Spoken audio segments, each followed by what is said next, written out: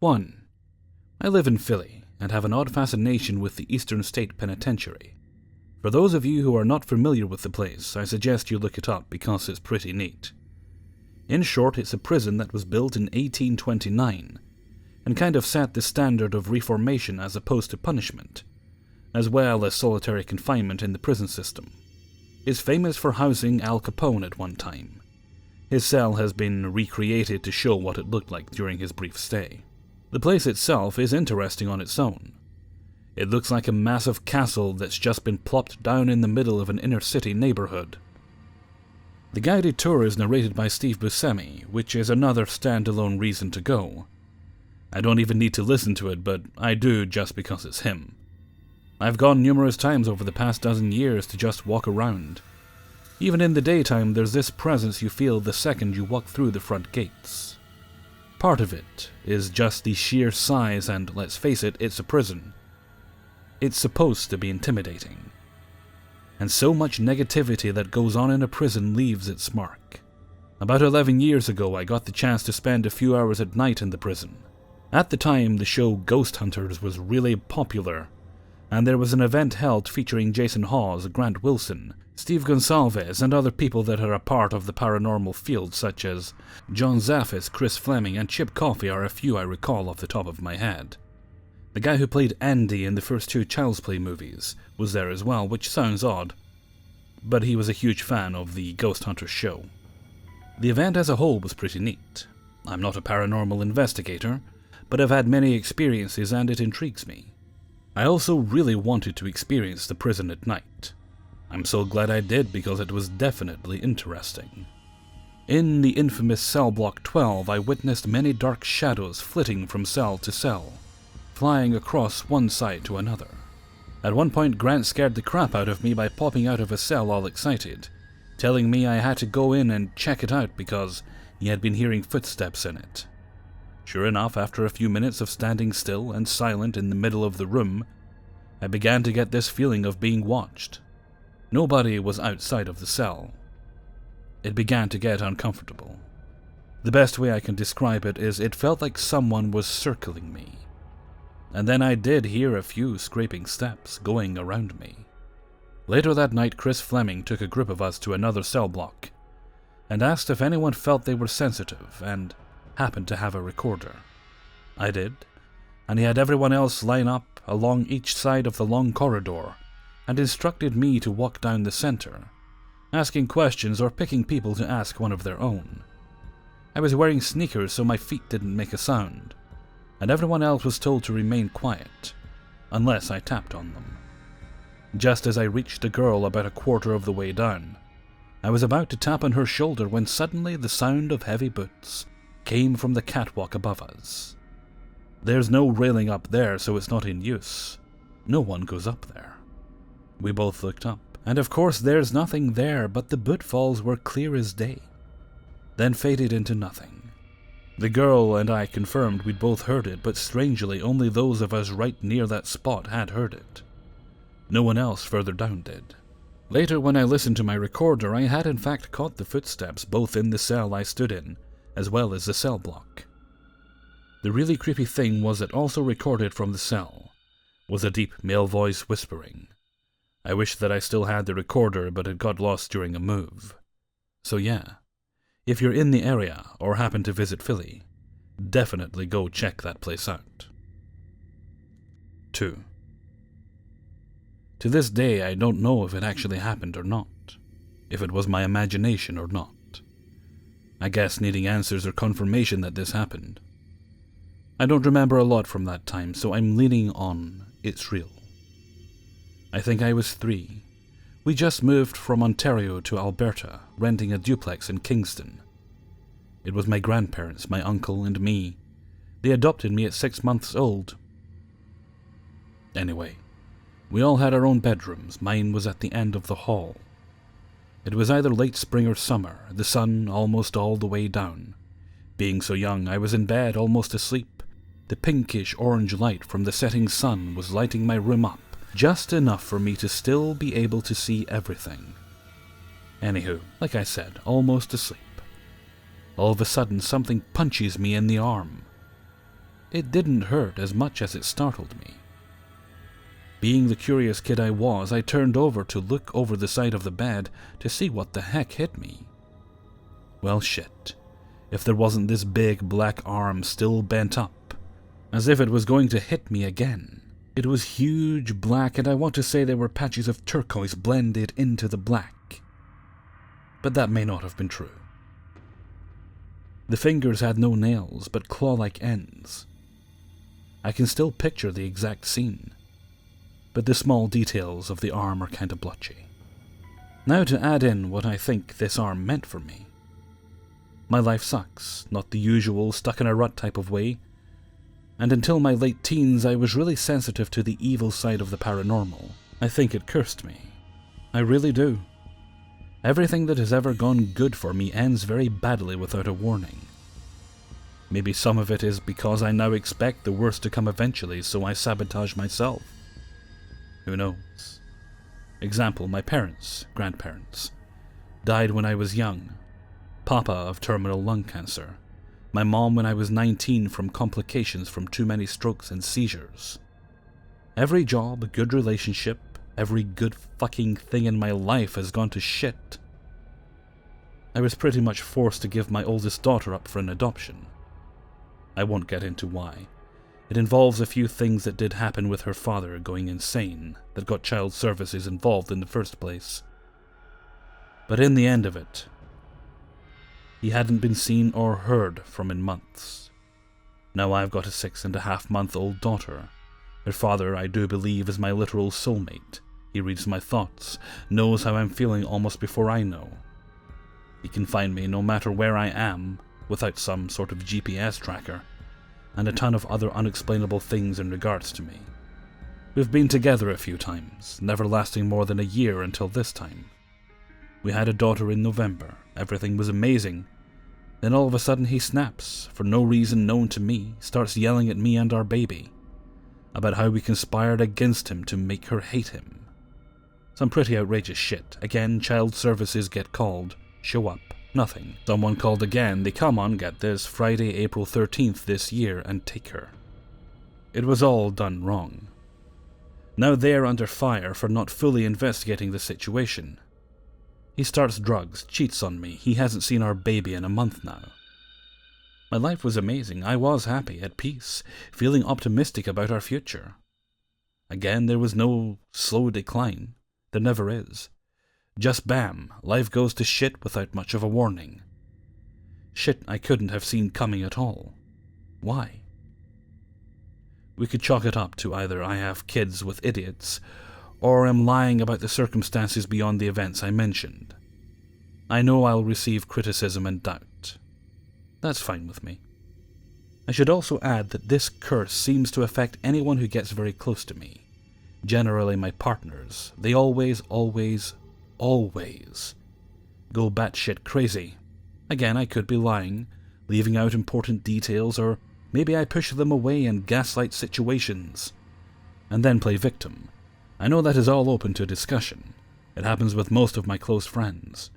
I actually feel as if some invisible black plague of destruction and despair follows in my wake. Oh, and another thing I should add that may pertain to all of this. One time I was walking downtown.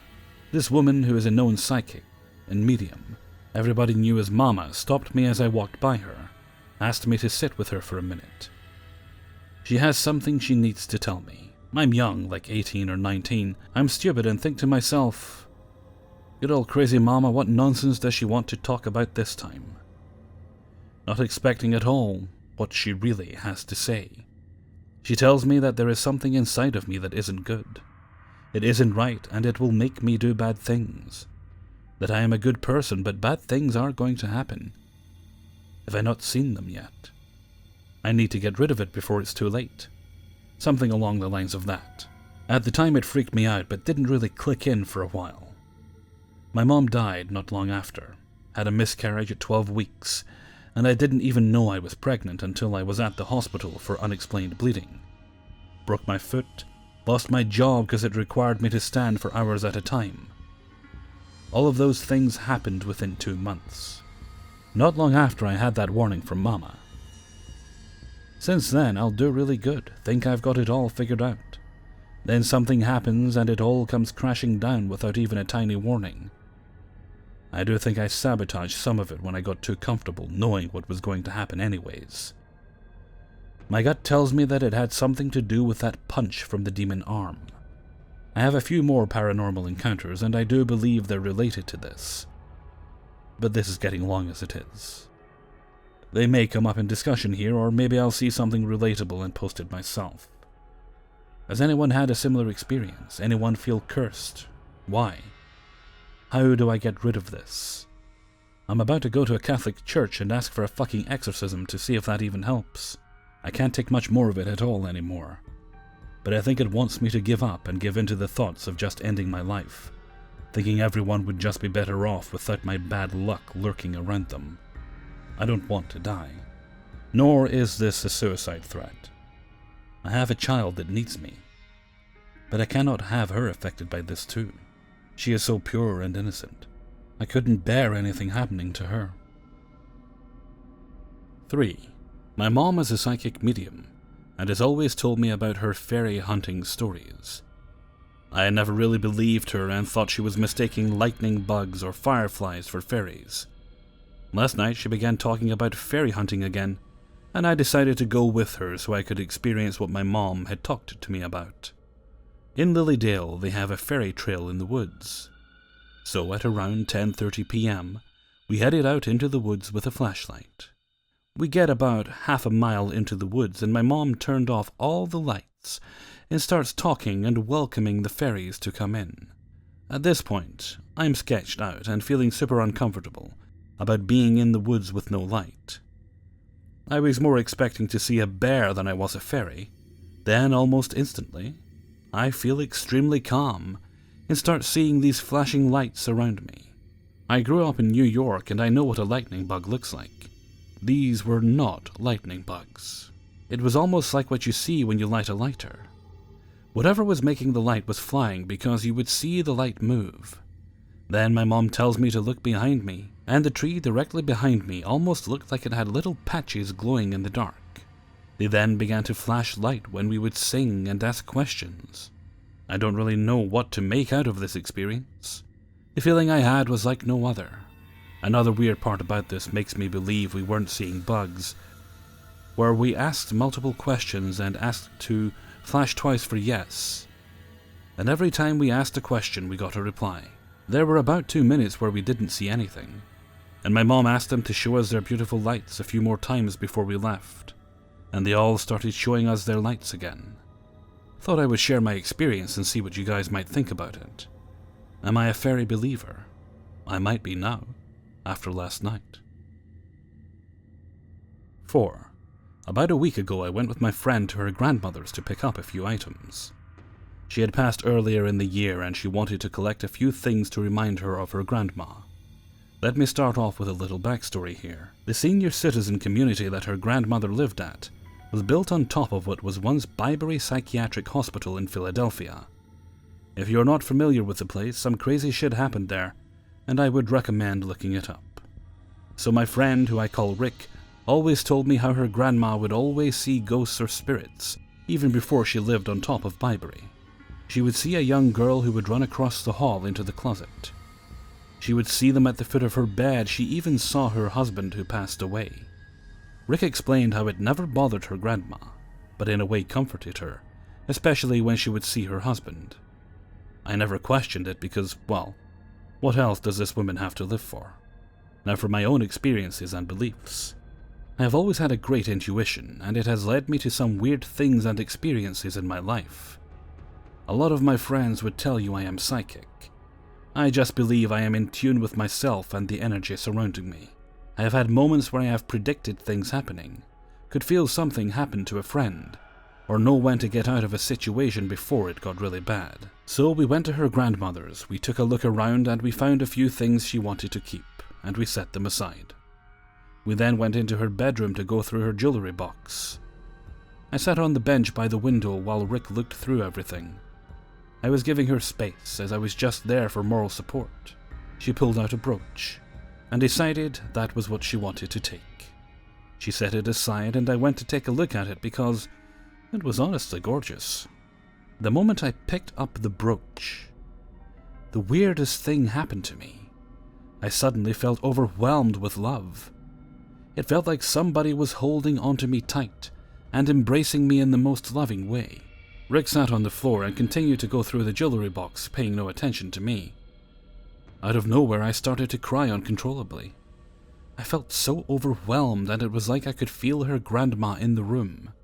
I don't know how to explain it, but it was like I saw her without actually seeing her. I just knew she was there. I asked Rick if her grandma passed in this room, and she said she did. I could feel it. I knew she passed away peacefully. She was happy to be with her husband again. She was loved, and she knew it was her time. It was weird how I knew these things. It was like her grandma was communicating with me. And to be honest, it really freaked me out. As I was saying this all to Rick, she started crying. She said out loud, "I love you, Gram, and I hope you're proud of me." At that moment, I could see her grandma smiling from ear to ear and just nodding. I told Rick she was so proud of her. She was smiling from ear to ear.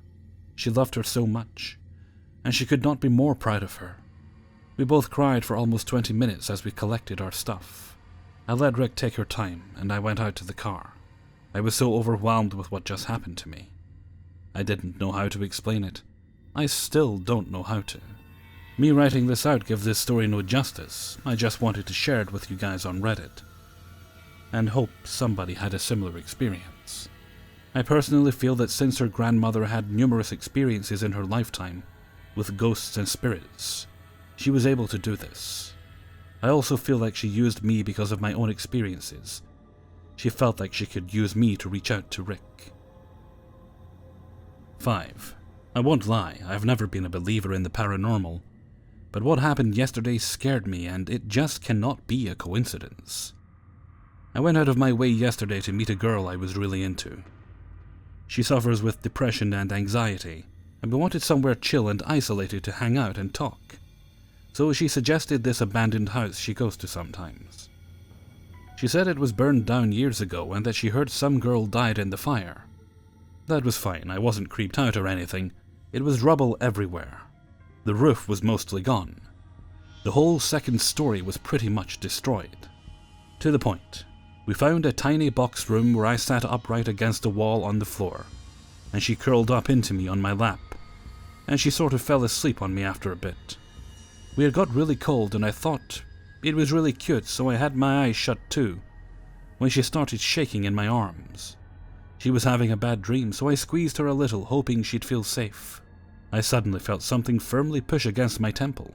No pain, just as if somebody pressed against it firmly. I felt a rush of panic and turned, but there was nothing and the sensation was gone. Being me, I decided to shrug it off, as I was out very late the night before and had little sleep. Well, just 10 minutes ago I was texting her, and I said, "You know, this might sound strange," and told her what happened. She said she's never going back there again. She told me she felt the very same sensation in her right temple a few days ago, that she thought she had experienced strange things there before, but never said anything because she thought it was in her head, or that I'd think she was overreacting. When I say this was vivid, it wasn't a little sensation. I felt very disturbed for some time after it happened, and I didn't tell her because I didn't know her that long and didn't want to sound stupid or paranoid. I made her swear she wasn't lying or winding me up. I trust this girl a lot. The only rational explanation is she was lying or it was a fake memory. Either that or we had a phenomenon right in our temple at the exact same place a few days apart.